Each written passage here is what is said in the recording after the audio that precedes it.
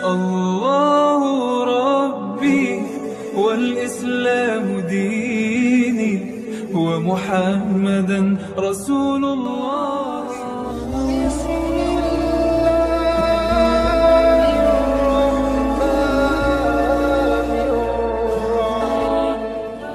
Assalamualaikum warahmatullahi wabarakatuh. Waalaikumsalam warahmatullahi wabarakatuh. Alhamdulillahirabbil alamin wassalatu wassalamu ala asyrafil anbiya wal mursalin wa ala alihi wa ashabihi ajma'in, amma ba'd. Jamaah sekalian yang saya hormati, Ramadan adalah bulan yang istimewa. Persoalannya kita mau nggak mendapatkan keistimewaan itu. Apa keutamaan keistimewaan bulan Ramadan itu? Dalam satu hadis dari sekian banyak hadis, Rasulullah Shallallahu Alaihi Wasallam bersabda, "Idza jaa Ramadan futihat abwabul jannah wa ghulqat abwabun nar wa suffidatis syayatin." Di dalam hadis ini, Ramadan itu keistimewaannya ada 3. Apabila datang Ramadan, dibuka pintu-pintu surga. Itu artinya peluang untuk bisa masuk ke dalam surga itu sangat besar. Orang itu bisa masuk surga kalau mati tidak bawa dosa. Maka biar supaya mati tidak bawa dosa, orang harus bertaubat sebelum mati. Surga itu kan tempatnya orang suci. Yang mati dalam keadaan kotor dengan dosa nggak bisa masuk surga. Biar supaya bisa masuk surga, dia dibersihkan dulu.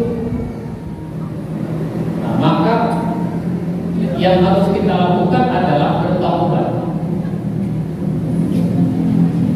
Lalu ibadah Ramadan, ibadah puasa, itu kita dijanjikan mendapatkan ampunan dosa.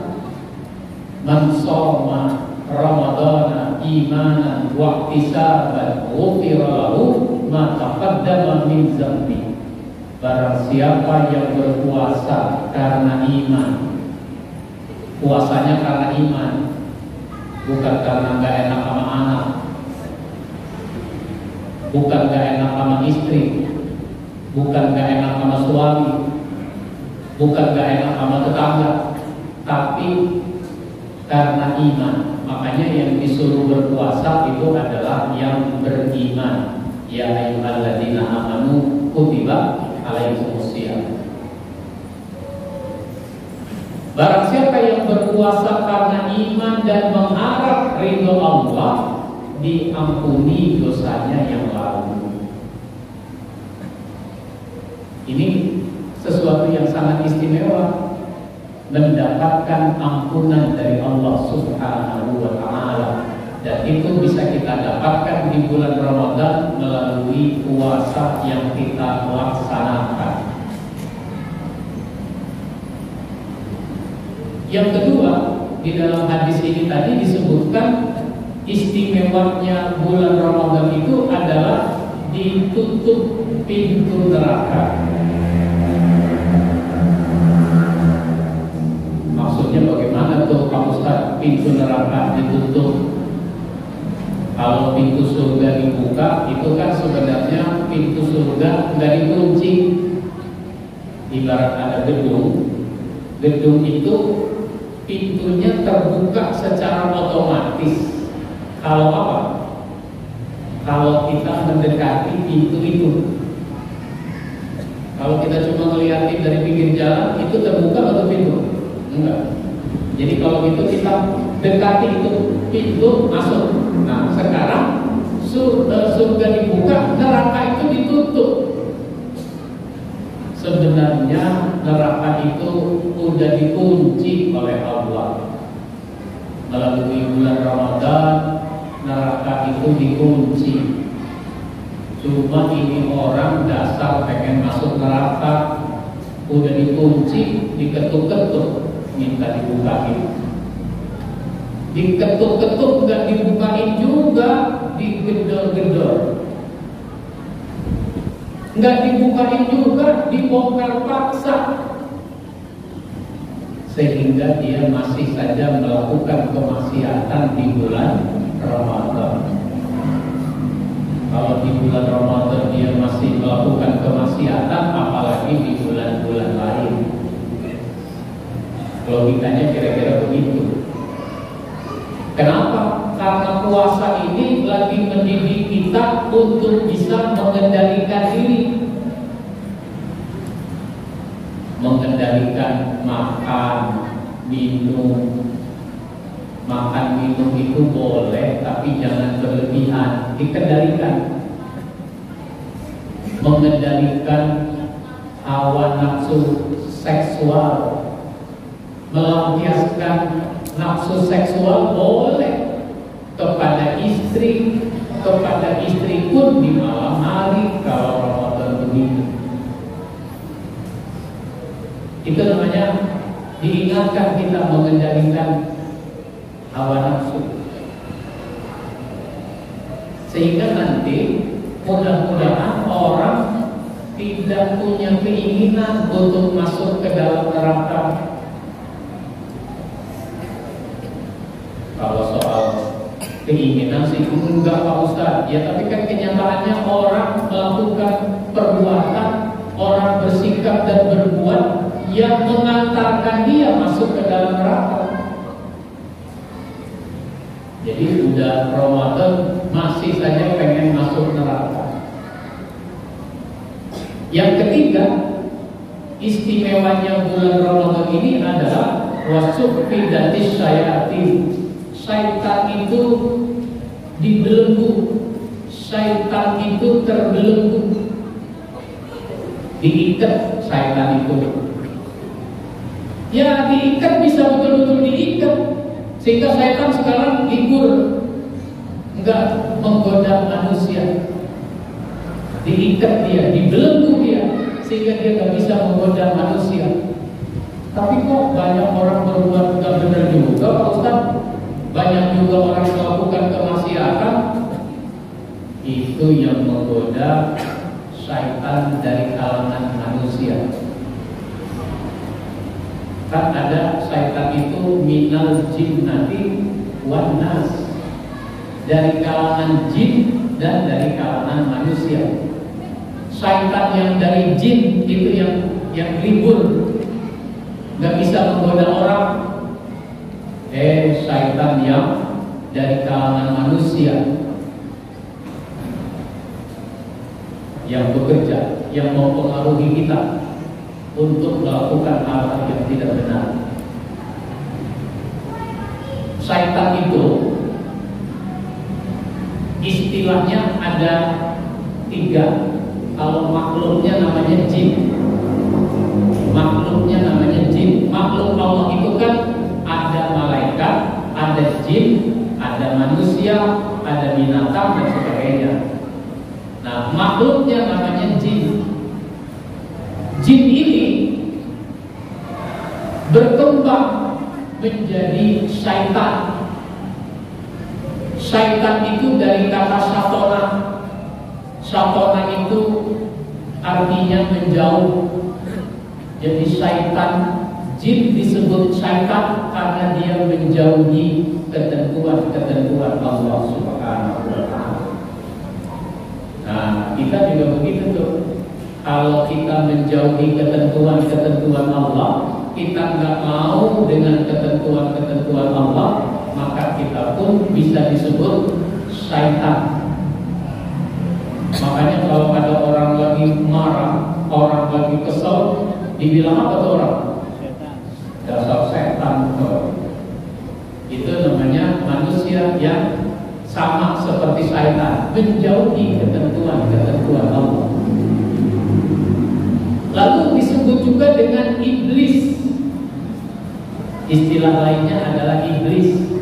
Iblis itu dari kata ablasa. Ablasa itu artinya putus asa. Iblis adalah yang putus asa dari kemungkinan mendapatkan ampunan Allah Subhanahu wa ta'ala. Dia kan disuruh untuk sujud. Pas saja dulu semuanya pada sujud, illa iblis, kecuali iblis. Iblis tidak mau sujud. Ketika Allah tanya, "Ma mana'aka alla tasjuda id amartu?" Apa yang menghalangimu sampai kamu tidak mau sujud atas apa yang aku perintah? Ini dulu tahun 80-an. Tahun 80-an waktu saya masih mahasiswa, itu ada seorang disebut cendekiawan muslim, baru pulang dari Amerika, dapat gelar doktor.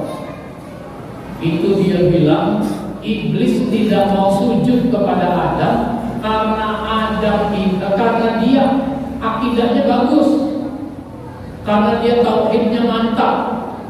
Lah iblis dibilang tauhidnya mantap, iblis dibilang akidahnya bagus. Dia maunya menyembah Allah saja, nggak mau menyembah Adam. Adam kan manusia. Ya mestinya sih jangan begitu. Kenapa? Karena yang dimaksud sujud kepada Adam itu adalah menghormati Adam. Adam itu dihormati. Kenapa dihormati? Karena dia punya ilmu. Allah sudah ajarkan nama-nama benda, dia punya ilmu, hormati. Bukan sujud dalam arti kayak sholat gitu, bukan. Yang lagi pula, seandainya sujud betulan, kalau Allah yang nyuruh, boleh. Emang Allah yang nyuruh gak apa-apa. Sama halnya bapak pulang kerja capek, badan pada pegel, bapak panggil anak yang masih kecil, "Nak, sini nak. Ada apa pak?" "Bapak capek nih, pegel-pegel, ayo injak-injak badan bapak nih." Bapak terpuruk, tuh anak naik, diinjak-injak badan bapak itu. Boleh nggak dia injak badan bapak? Boleh, bapak yang nyuruh. Tapi kalau bapak lagi tidur, terus tiba-tiba tuh anak nginjak-nginjak badan bapaknya, kira-kira bagaimana? Itu anak kurang ajar kan? Padahal nggak ada anak kurang ajar. Tidak ada anak yang kurang ajar. Yang kurang ajar itu biasanya guru. Ada guru nggak di sini? Yang kurang ajar itu biasanya guru. Kok begitu? Iya, mestinya dia ngajar, dia nggak ngajar, kan jadi kurang ajarnya kan? Nah itu iblis. Apa dia bilang? Ana khairum minhu. Saya lebih baik dari dia. Wa ulang tahu minti. Kalau dia kan dari tanah, aku dari api, dia dari tanah. Jadi hebatan aku. Jadi iblis itu sombong. Allah nggak suka sama yang sombong. Orang sombong itu kan sering menunjukkan kebodohannya. Kayak iblis nih, dia menunjukkan kebodohannya. Dia merasa hebat gara-gara dia dari api, sedangkan Adam dari tanah. Nah, dia nggak tahu kalau tanah makin lama makin mahal. Itu kan namanya bodoh dia. Begitu. Oleh karenanya, mari kita jadikan Ramadan ini peluang yang sangat besar, momentum yang sangat penting untuk masuk ke dalam surga, terhindar dari neraka, dan kita menjadi orang-orang yang kuat di hadapan syaitan. Puasa kalau kita sukses melakukannya, berhasil melakukannya dengan baik, kita ini mestinya jadi orang-orang kuat di hadapan syaitan. Kalau sudah jadi orang kuat di hadapan syaitan, syaitan itu minder mau menggoda kita.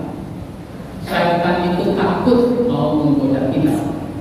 Nah, selama ini syaitan berani apa enggak menggoda kita? Bukan cuma berani, apa menunjuk. Syaitan menggoda. Maka kalau kita jadi orang kuat, insya Allah kita menjadi orang-orang yang tidak mudah digoda oleh syaitan. Ini yang saya bahas, yang kita bahas, mudah-mudahan bermanfaat buat kita semua. Insya Allah kita sambung pada kesempatan lain. Kita cukupkan. Wassalamualaikum warahmatullahi